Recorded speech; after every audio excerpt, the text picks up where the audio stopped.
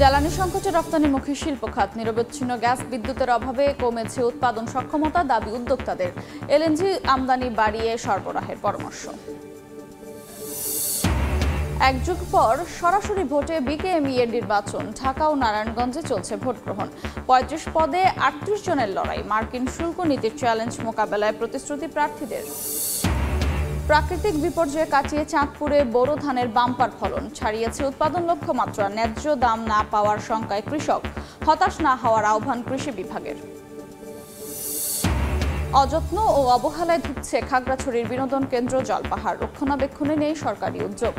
দর্শনার্থী বিমুখ হওয়ায় নষ্ট হচ্ছে ব্যবসার সম্ভাবনা, সংস্কারের আশ্বাস প্রশাসনের।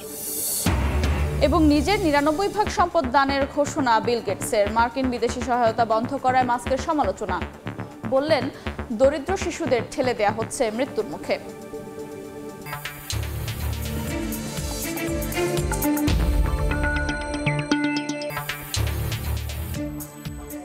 দেখছিলেন শিরোনাম। আমন্ত্রণ জানাচ্ছি দেশ ও দেশের বাইরের অর্থ বাণিজ্যের নানা খবর নিয়ে আমাদের নিয়মিত আয়োজন এ সময়ের বাণিজ্যে। আপনাদের সঙ্গে আছি আমি আফরোজা মৌটুসী। দর্শক, অর্থ বাণিজ্যের নানা খবরের পাশাপাশি আজ আমরা আলোচনা করব রপ্তানিমুখী শিল্পের বর্তমান চ্যালেঞ্জ ও বিকেএমইএ নির্বাচন নিয়ে। আর এই বিষয়ে আলোচনার জন্য আমাদের সঙ্গে ভার্চুয়ালি যুক্ত হয়েছেন বিকেএমইএর সভাপতি মোহাম্মদ হাতেম। জনাব হাতেম, আপনাকে স্বাগত জানাচ্ছি আমাদের এ সময়ের বাণিজ্যে। আপনার সঙ্গে আমরা আলোচনায় ফিরব, তবে তার আগে আমরা এ বিষয়ে একটি প্রতিবেদন দেখে আসতে চাই। ঠিক আছে। তীব্র জ্বালানি সংকটে ভুগছে দেশের রপ্তানিমুখী শিল্প খাত, এরই মধ্যে যা আতঙ্ক ছড়িয়েছে ক্রেতাদের মনে। এমন দাবি করে তৈরি পোশাক শিল্পের উদ্যোক্তারা বলছেন, নিরবচ্ছিন্ন গ্যাস বিদ্যুতের অভাবে ৩৫% কমেছে উৎপাদন সক্ষমতা, বাড়ছে অপচয়। এ অবস্থায় সর্বোচ্চ অগ্রাধিকার দিয়ে এই সংকট মোকাবেলার তাগিদ দিচ্ছেন তারা। প্রয়োজনে এলএনজি আমদানি বাড়িয়ে শিল্পে নিরবচ্ছিন্ন জ্বালানি সরবরাহের পরামর্শ অর্থনীতিবিদদের।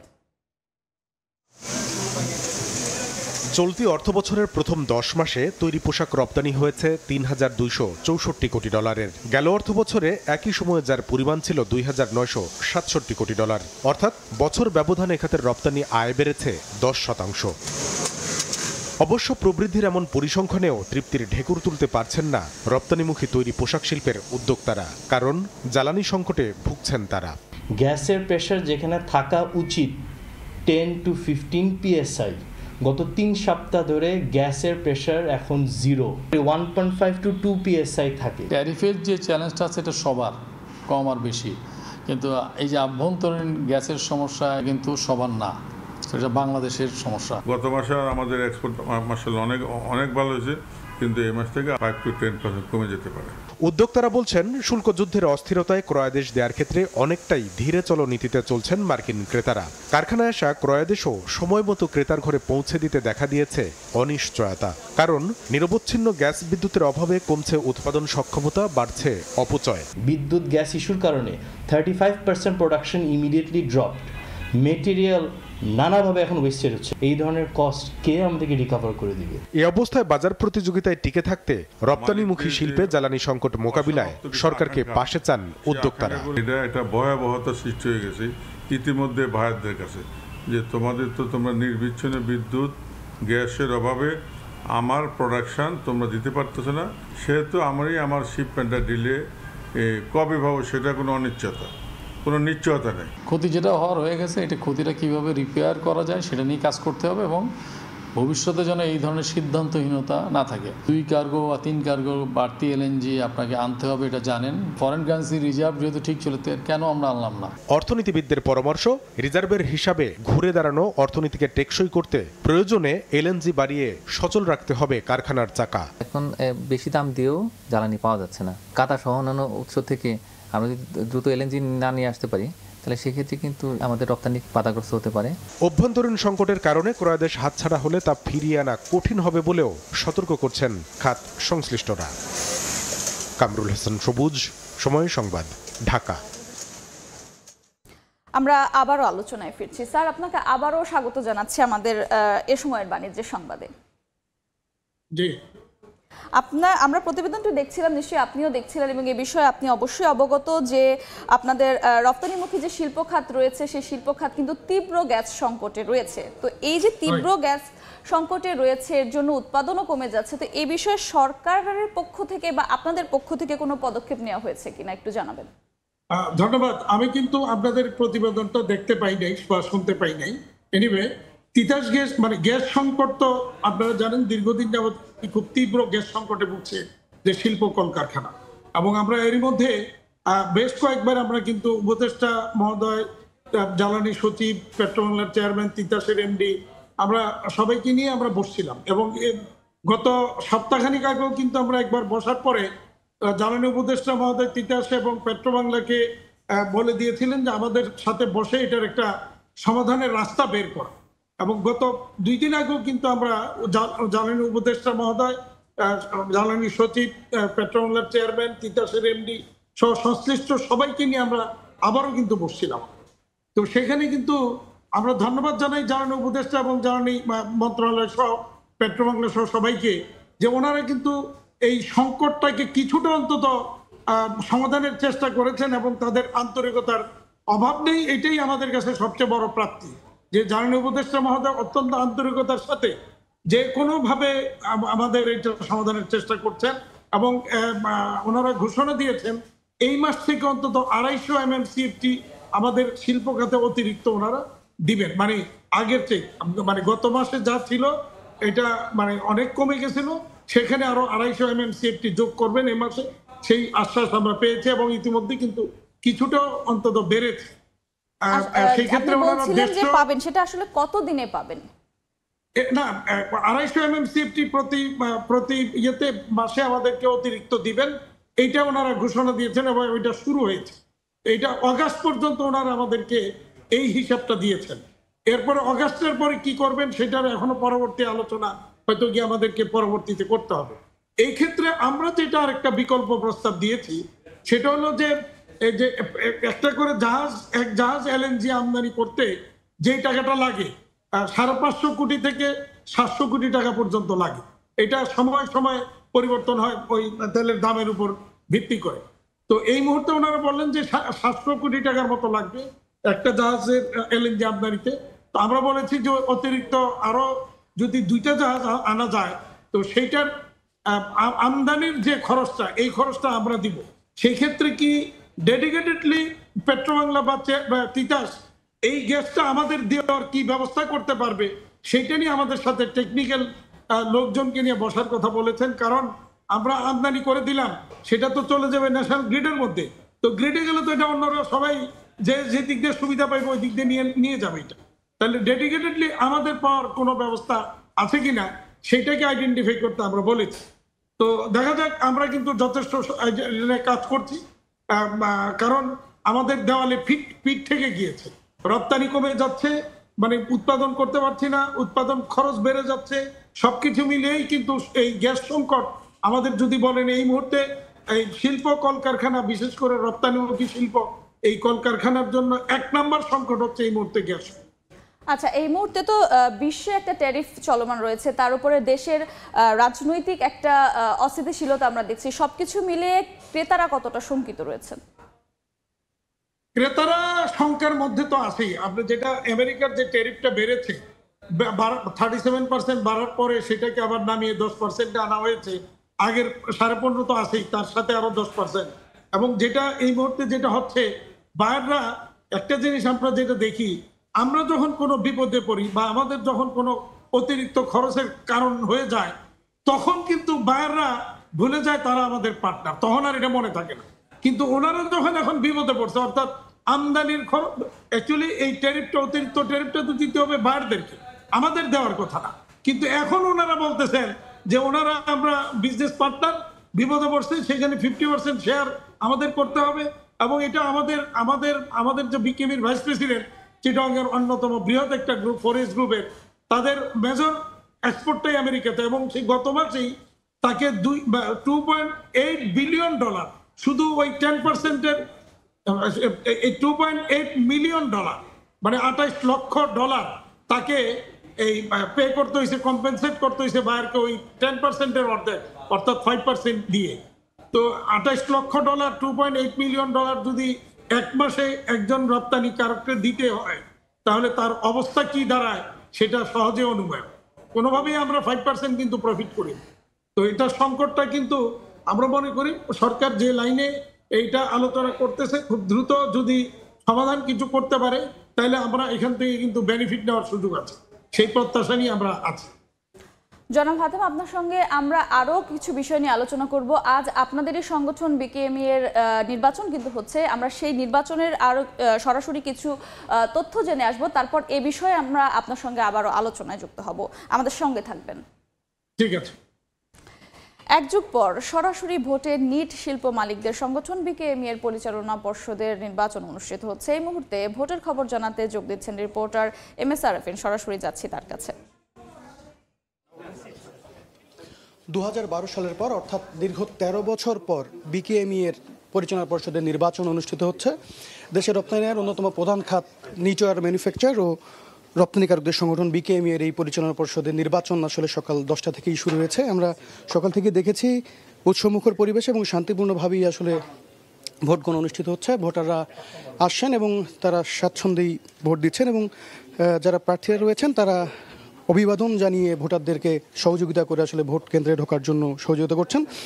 যেটা জানিয়ে রাখতে চাই যে এবার মোট ভোটার সংখ্যা কিন্তু 582 জন এবং প্রার্থী অংশ নিয়েছেন 38 জন, যার মধ্যে নির্বাচিত হবেন পরিচালনা পর্ষদের জন্য 35 জন। আমি যদি একটু দেখাতে চাই যে এখন পর্যন্ত কিন্তু 88টি ভোট পড়েছে। ঢাকা এবং নারায়ণগঞ্জে একযোগে এই ভোট অনুষ্ঠিত হচ্ছে এবং যার মধ্যে 15.38% ভোট কিন্তু কাউন্ট হয়েছে এবং এর মধ্যে নারায়ণগঞ্জে 35টি এবং ঢাকায় 25টি ভোট কিন্তু পড়েছে। আমরা প্রার্থীদের সঙ্গে কথা বলেছি, তারা যেমনটি জানিয়েছেন যে গত 12 বছর ধরে আসলে সিলেকশনের মাধ্যমেই এই পরিচালনা পরিষদ গঠিত হতো। এবার গণতান্ত্রিক পথে হাঁটার চেষ্টা, জুলাই অভ্যুত্থানের পরে এই উদ্যোগ, তারা সাধুবাদ জানাচ্ছেন এবং তারা বলছেন যে শুল্ক যুদ্ধের এই অস্থির সময়ে পোশাক খাতকে কীভাবে এগিয়ে নিয়ে যাওয়া যায় এবং পোশাক খাতের এই অস্থির সময়ে তারা যেভাবেই প্রার্থীদেরকে আশ্বস্ত করছেন এবং ভোটারদেরকে আশ্বস্ত করছেন যে তারা শুল্ক জটিলতা সব ধরনের যে জটিলতা রয়েছে পোশাক রপ্তানি আয়ের ক্ষেত্রে সেটা তারা নিরসন করবেন এবং এই ভোট গ্রহণ কিন্তু চলবে বিকেল 5টা পর্যন্ত।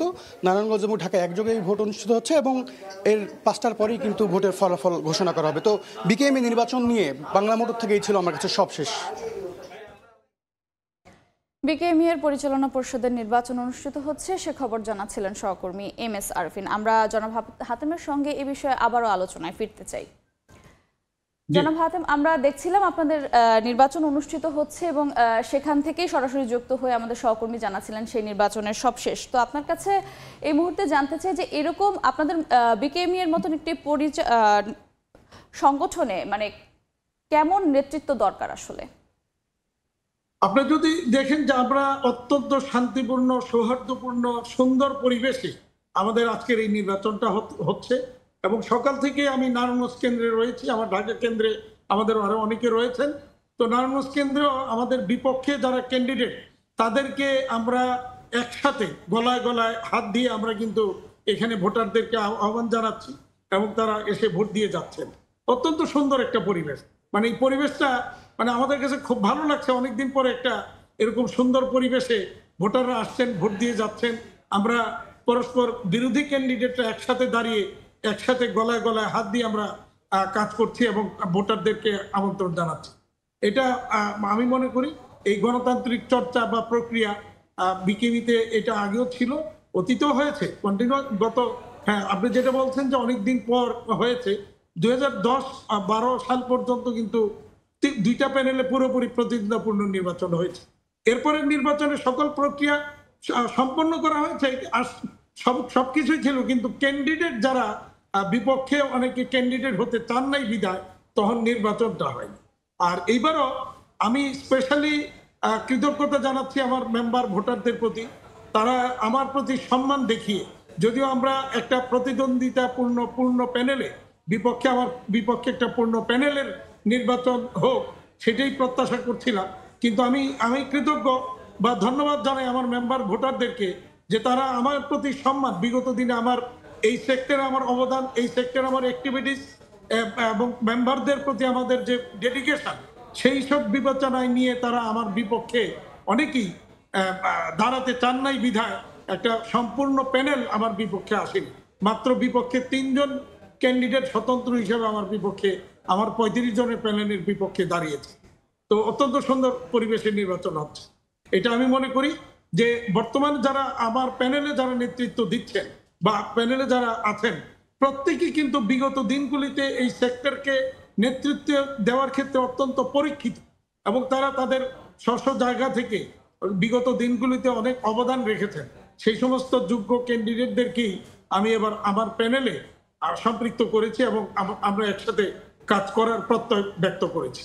জি জনাব হাতেম, আমরাও প্রত্যাশা করছি নতুন নেতৃত্ব বিকেএমই কে অনেক বেশি এগিয়ে নিবে এবং রফতানি শিল্পের যে সংকট সেই সংকট দ্রুতই নিরসন হবে। আপনাকে অনেক ধন্যবাদ সময় দেওয়ার জন্য। জি ধন্যবাদ। রফতানি শিল্পের সংকট ও বিকেএমই এর নির্বাচন নিয়ে আলোচনায় আমার সঙ্গে যুক্ত ছিলেন বিকেএমই এর বর্তমান সভাপতি মোহাম্মদ হাতেম।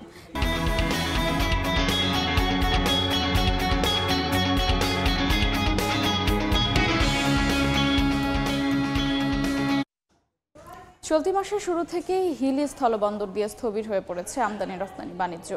এ বিষয়ে বিস্তারিত জানাতে হিলি স্থলবন্দর থেকে সরাসরি যুক্ত হচ্ছেন রিপোর্টার শফিকুল ইসলাম। শফিক, যাচ্ছি তার কাছে। হিলিস্থল বন্দর দিয়ে আমদানি রপ্তানি বাণিজ্য একদম স্থবিরতা বিরাজ করছে। যেখানে এর আগে ট্রাকের সংখ্যা ছিল প্রায় 100 থেকে 150টি, বর্তমানে সেটা দাঁড়িয়েছে 20 থেকে 25টি ট্রাক বর্তমানে আমদানি হচ্ছে। গত বৃহস্পতিবারে 22টি ট্রাক আমদানি হয়েছে, তার আগে আমদানি হচ্ছে 17টি ট্রাক আমদানি হয়েছে। তো ব্যবসায়ীদের কাছে জানবার চেষ্টা করেছিলাম আমদানি রপ্তানি স্থবিরতার কারণ কি। ব্যবসায়ীরা যেমনটা বলছেন যে ভারত পাকিস্তানের মধ্যে যে চলমান যে যুদ্ধ যে পরিস্থিতি বিরাজ করছে তারই একটা প্রভাব পড়েছে আমদানি রপ্তানি বাণিজ্যে। আমদানিকারক ব্যবসায়ীরা তারা বর্তমানে যে তারা এলসি করবে বা ঋণপত্র খুলবে, আর রপ্তানিকারক ব্যবসায়ীদের সাথে তাদের সঙ্গে যে যোগাযোগ তারা সেটা ঠিকমতো করতে পারছে না। পণ্যের দামটা ঊর্ধ্বমুখী। তাছাড়া বিশেষ করে হিলিস্থল বন্দর দিয়ে যে চাল সেটা গত মাসের 15 তারিখ থেকে বন্ধ রয়েছে। তাছাড়া এখানে বিভিন্ন ধরনের গোখাদ্য সামনে কুরবানি ঈদকে সামনে রেখে ব্যবসায়ীরা ব্যাপক একটা প্রস্তুতি ছিল যে গোখাদ্য বা বিভিন্ন ধরনের খাদ্যদ্রব্য যেটা আমদানি হতো সেটাও কিন্তু ভারত সেটা বন্ধ করে দিয়েছে চলতি মাসের 5 তারিখ থেকে।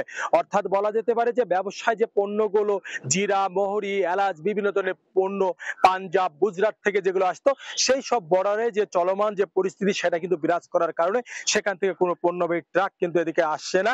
তারা কিন্তু বর্তমানে কোনো আমদানি তারা করতে পারছে না। তবে আমি রপ্তানিকারকদের সাথে কথা বলার সুযোগ হয়েছিল। রপ্তানিকারক ব্যবসায়ীরা বলছেন যেহেতু দেশের মধ্যে একটা চলমান যে পরিস্থিতি, এই অবস্থাতে তারা ব্যবসা বাণিজ্য করেনি, তারা বেশ একটা আতঙ্কের মধ্যে তারা আছে। হিলিস্থল বন্দরে আমদানি রপ্তানি বাণিজ্য নিয়ে এতটুকু ছিল আমার কাছে সর্বশেষ। সরাসরি যুক্ত ছিলাম হিলি স্থলবন্দরে। অবহেলায় থুকছে খাগড়াছড়ির মাটিরাঙ্গার একমাত্র বিনোদন কেন্দ্র জলপাহাড়। সরকারি উদ্যোগে নির্মিত পার্কটিতে রক্ষণাবেক্ষণ না করায় সৌন্দর্য হারানোর পাশাপাশি দর্শনার্থী বিমুখ হয়ে পড়েছে। ইজারার শর্ত অনুযায়ী সংস্কারের ব্যবস্থা নেওয়ার আশ্বাস উপজেলা নির্বাহী কর্মকর্তার। জিতেন বড়ুয়ার পাঠানো তথ্য, ছবিতে রিপোর্ট।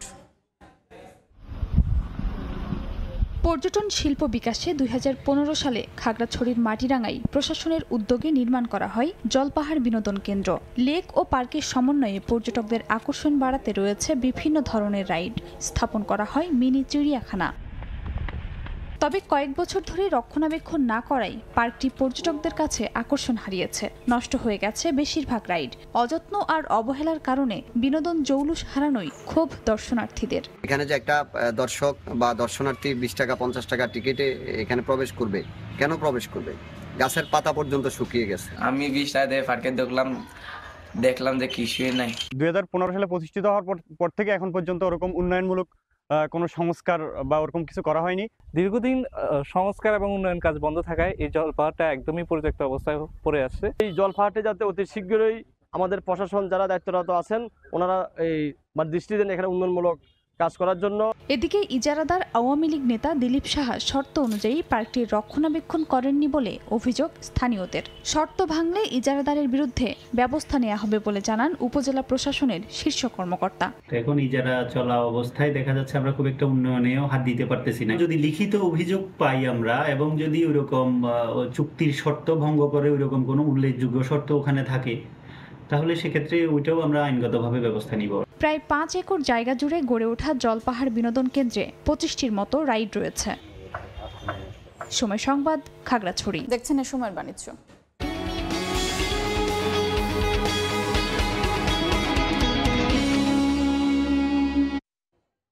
কয়েক দফা প্রাকৃতিক বিপর্যয় কাটিয়ে এবার চাঁদপুরে বোরো ধানের বাম্পার ফলন হয়েছে, ছাড়িয়েছে উৎপাদনের লক্ষ্যমাত্রাও।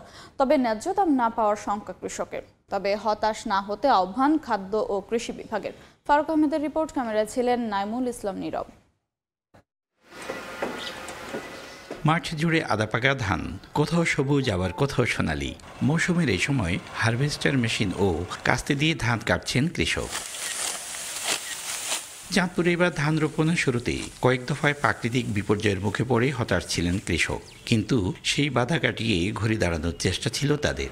বাম্পার ফলনে কেটেছে হতাশা। তবে বীজ, সার, বালাইনাশক আর সেচ সহ উৎপাদন খরচ নিয়ে দুশ্চিন্তায় কৃষক। ধানের ন্যায্য দাম নির্ধারণে সরকারের হস্তক্ষেপ দাবি কৃষকের। ফসল খুব ভালো হয়েছে, করাপতি মনে করেন যে মিনিমাম 1500 তো গেছেই। আমরা যদি এখন ন্যায্য মূল্যটা না পাই তাহলে তো আমাকে ফসটা পড়ে না। ধানের দামে আর আমাকে খরচা পুষে না। ধান যদি না করে আমরা খেতে তো বাদ দিয়ে দেবো, আমরা খেতে করে কি লাভ দেবো আমরা। খাদ্য বিভাগের কর্মকর্তারা বলছেন সরকার নির্ধারিত দামে লাভবান হবেন কৃষক। প্রতি কেজি ধানের মূল্য 36 টাকা, সেই হিসাবে আমাদের প্রতি মন ধানের মূল্য 1440 টাকা এবং আমরা আশা করি এবার কৃষক ভালো দাম পাবে। 4.38 মেট্রিক টন গড়ে আমাদের বোরো ফসলের ফলন হয়েছে এবং কৃষক উৎসবমুখরভাবে তারা বোরো ধান কাটছে। জেলায় এবার প্রায় 68,000 হেক্টর জমিতে বোরো ধানের আবাদ হয়েছে। ফারুক আহমদ, সময় সংবাদ, চাঁদপুর।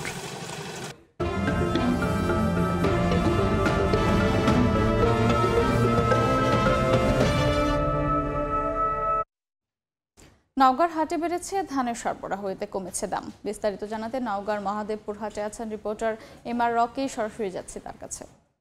বরেন্দ্র এলাকার মাঠগুলো থেকে ইতিমধ্যে প্রায় 90% ধান কেটে তোলা হয়েছে এবং এই ধানগুলো কিন্তু পর্যায়ক্রমে ধাপে ধাপে চাষিরা তাদের বিভিন্ন প্রয়োজনের তাগিদে এই হাটে তুলছেন। এবং হাটে আমরা দেখছিলাম গেল কয়েকদিনের ব্যবধানে কিন্তু পর্যাপ্ত পরিমাণে ধানের যোগান, এই মৌসুমের যেসব ধান রয়েছে বিশেষ করে জিরা, কাটারি, গোল্ডেন আতপ, এই জাতীয় ধানের যোগানটা এই মুহূর্তে বেড়েছে হাটগুলোতে। এবং সকাল থেকে বেলা দুপুর 12টা পর্যন্ত কেনাবেচা হয়ে থাকে এই হাটগুলোতে। পর্যাপ্ত কিন্তু হাটে যোগান বাড়ার সঙ্গে সঙ্গে আমরা দেখছিলাম যে গত সপ্তাহের ব্যবধানে গোল্ডেন আতপ যে ধানটি রয়েছে, এই ধানটি আসলে চিকন জাতের ধান, এই ধান প্রতি মনে 200 টাকা কম, অর্থাৎ গেল হাটে বিক্রি হয়েছিল প্রতি মন 1700-1600 টাকা প্রতি মন, সেটা কিন্তু এই হাটে আজকে 1400 থেকে 1450 টাকা। অন্যদিকে মোটা যে সরু জাতের ধান রয়েছে কাটারি, এই ধানটা বিক্রি হচ্ছে এই মুহূর্তে 1200 থেকে 1220 টাকা, যেটা বিগত দিনে 1300 টাকা পর্যন্ত এখানকার যারা ব্যবসায়ী তারা কিনেছিলেন। এরকম সপ্তাহের ব্যবধানে সব ধরনের ধানের কিন্তু যোগান যত বাড়ছে দর ততটাই তরতর করে কিন্তু নামিয়ে দেওয়ার অভিযোগ করছেন চাষিরা। এবং এই দর নামিয়ে দেওয়ার পেছনে যে যুক্তিগুলো ব্যবসায়ীরা দিয়ে থাকেন যে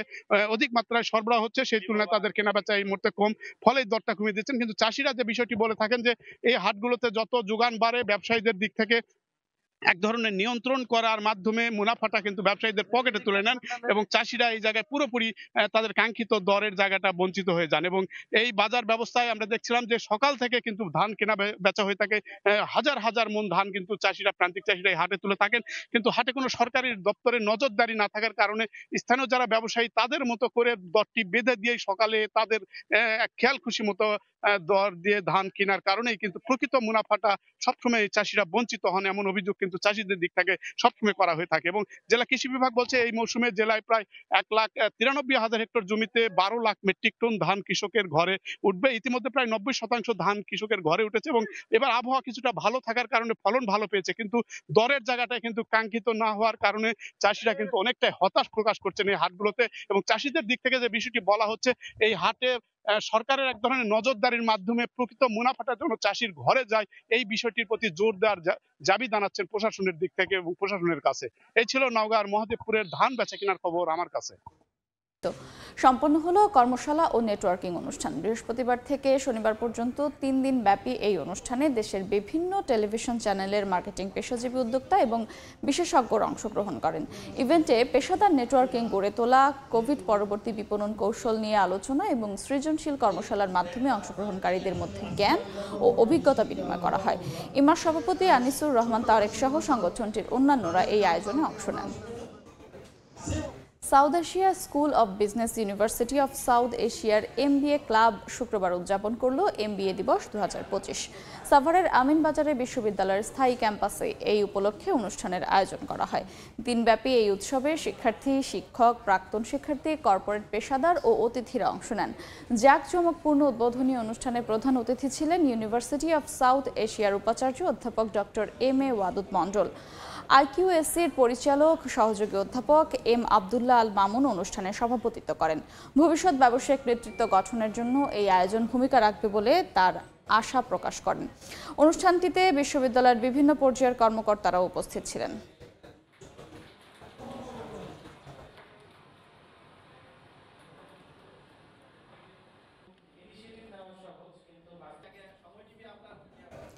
দেশের স্থাপত্য শিল্পের নতুন দৃষ্টিভঙ্গি ও ভবিষ্যতের পথচলা নিয়ে আলোচনার লক্ষ্যে BSRM আয়োজন করল 2 দিনব্যাপী স্থপতি সম্মেলন। অনুষ্ঠানটি উদ্বোধন করেন স্থপতি ইনস্টিটিউট বাংলাদেশের সভাপতি ডক্টর আবু সাইদ মোস্তাক আহমেদ।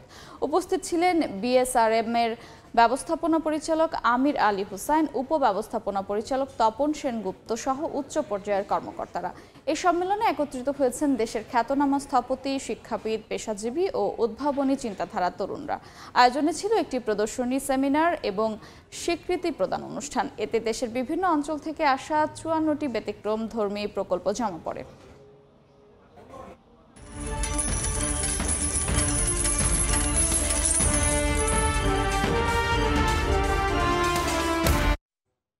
বিশ্ববাজারে কমতে শুরু করেছে সয়াবিন বীজ ও পাম তেলের দাম, তবে ঊর্ধ্বমুখী সানফ্লাওয়ার ও ক্যানোলা তেল।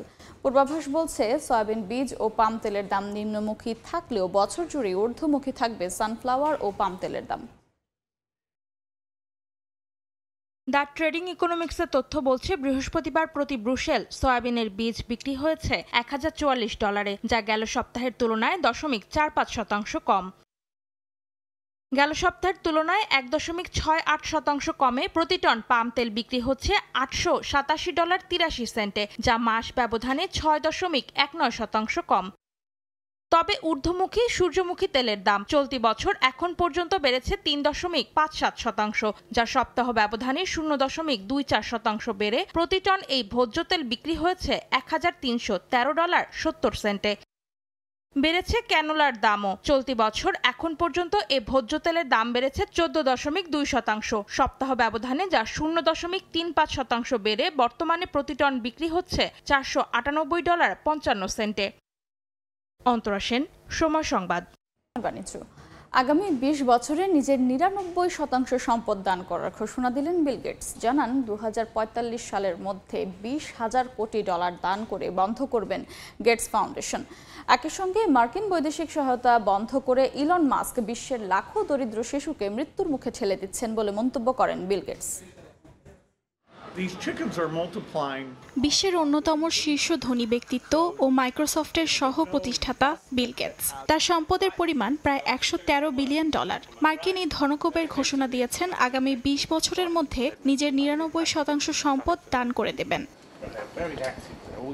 এক ব্লগ পোস্টে বিশ্বের অন্যতম শীর্ষ এই ধনকুবের এসব তথ্য জানান। বিল গেটস ধনী অবস্থায় মৃত্যুবরণ করেছেন এমনটা কেউ বলুক এটা চান না বলে জানান তিনি। 69 বছর বয়সী বিল গেটস বলেন, তার নামে থাকা ফাউন্ডেশন এরই মধ্যে স্বাস্থ্য ও উন্নয়ন প্রকল্পে $10,000 কোটি ব্যয় করেছে। তিনি আশা করছেন আগামী 2 দশকে এই ফাউন্ডেশন আরও $20,000 কোটি খরচ করবে। এর লক্ষ্য শিশুদের রোগ প্রতিরোধ, সংক্রামক রোগ নির্মূল এবং দরিদ্র দূরীকরণ। বিল গেটসের এই ঘোষণা এমন এক সময় এলো যখন বৈশ্বিক সহায়তা কমিয়ে দিয়েছে যুক্তরাষ্ট্র। সম্প্রতি দেয়া এক সাক্ষাৎকারে এই প্রসঙ্গ তুলে ইলন মাস্কের কড়া সমালোচনা করেন গেটস। বলেন, এই সিদ্ধান্ত লাখ লাখ দরিদ্র শিশুর প্রাণ কেড়ে নিতে পারে। তবে বিল গেটসের ফাউন্ডেশন নিয়েও সমালোচনা হয়েছে অনেক। কোনো সমালোচক বলেন, গেটস এই দাতব্য প্রতিষ্ঠানকে আয়কর ফাঁকির জন্য ব্যবহার করেন বা বিশ্ব স্বাস্থ্য সংস্থা খাতে এই প্রতিষ্ঠান অযাচিত প্রভাব ফেলে থাকে। অর্চিতা শাহজিন, সময় সংবাদ। এ পর্যায়ে শীর্ষ সংবাদগুলো জানিয়ে দিচ্ছি আরেকবার। জ্বালানি সংকটে রপ্তানিমুখী শিল্প খাত নিরবচ্ছিন্ন গ্যাস বিদ্যুতের অভাবে কমেছে উৎপাদন সক্ষমতা, দাবি উদ্যোক্তাদের।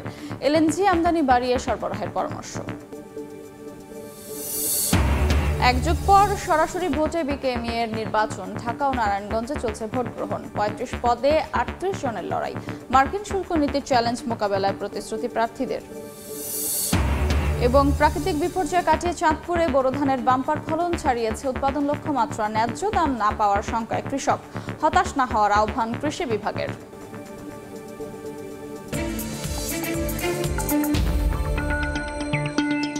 এ ছিল সময়ের বাণিজ্যের সঙ্গে থাকুন সময়ের।